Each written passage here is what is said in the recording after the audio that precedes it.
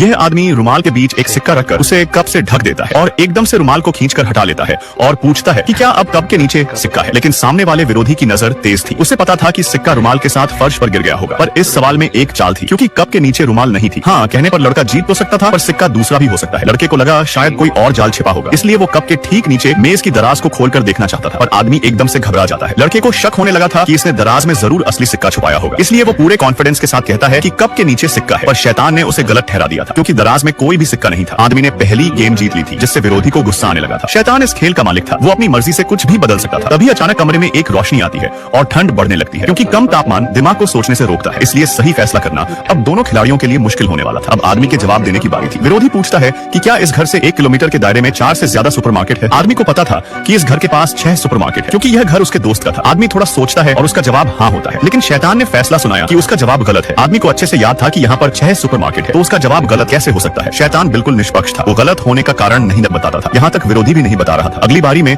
आदमी लड़के से पूछता है कि क्या रुमाल के नीचे बम है। यह सुनते ही विरोधी हंसने लगा था और कह रहा था कि कहीं तुम्हारा दिमाग तो खराब नहीं हो गया है। लेकिन सावधानी के लिए वो दराज को खोलकर चेक कर लेता है कि कहीं बम से जुड़ी कोई भी चीज ना हो। पुष्टि करने के बाद लड़के का जवाब ना होता है। आदमी को पक्का यकीन था कि उसके घर के नीचे एक अविस्फोटक बम छिपा हुआ है। लेकिन जब उसने शैतान का फैसला सुना तो उसके होश उड़ जाते हैं, क्योंकि उसका कहना था कि रुमाल के नीचे कोई भी बम नहीं है। आदमी 2 बाजी हार चुका था। अगर वो एक और गेम हारता है तो शैतान उसकी जान ले लेगा। उसके बाद विरोधी आदमी से सवाल करता है कि क्या 1 किलोमीटर के दायरे में 10,000 से ज्यादा लोग रहते हैं। इस बार आदमी जल्दबाजी नहीं दिखाता। उसे लगा कि इसमें कुछ तो छिपा हुआ राज है। तभी लैपटॉप की स्क्रीन पर उसका ध्यान जाता है। प्लग लगा होने के बावजूद भी लैपटॉप की बैटरी खत्म हो रही थी। यह देख वो तुरंत एक बाल्टी में कागज जलाता है, जिससे फायर आराम तो बजने लगा था, लेकिन उसमें से पानी की एक बूंद भी नहीं गिर रही थी। यह देख आदमी समझ चुका था कि शैतान ने शुरुआत में पूरे घर को ही एक ठंडी जगह पर शिफ्ट कर दिया था, इसलिए यहाँ पानी और बिजली नहीं है, जिस कारण उसका जवाब ना होता है। यह सुनते ही शैतान ने कहा, बिल्कुल सही जवाब है। आदमी ने एक गेम वापस जीत लिया था। दोनों खिलाड़ी आखिरी गेम में पहुंच जाते हैं। अब सवाल पूछने की बारी आदमी की थी। वो बटुए की सारी चीजें निकालकर आग की बाल्टी में डाल देता है और पूछता है कि क्या कमरे में 500 से ज्यादा नकदी है। विरोधी बाल्टी उलटकर जांच करता है, जिसमें उसे एक सिक्का मिल गया था। फिर उसे याद आया कि पहले गेम में इस्तेमाल किए गए सिक्के के साथ अब कमरे में कम से कम 1000 रुपए होंगे। लेकिन जैसे ही उसने हाँ कहा तो उसे पता चला कि शुरू में इस्तेमाल किया गया सिक्का नकली था, वो केवल सिग्नल ट्रैकर था। यही वजह थी कि पहले गेम में कप के नीचे कोई सिक्का नहीं था, जिस कारण आदमी यह खेल जीत जाता है और इनाम एक शैतानी चाबी मिलती है, जिसकी शक्ति से हर जुआ जीता जा सकता था। लेकिन इसके मालिक को लगातार खेलना पड़ेगा। पर अब दर्जनों लोगों को चाबियां मिल गई थी, जो उस आदमी के विरोधी बनकर खेल खेलेंगे।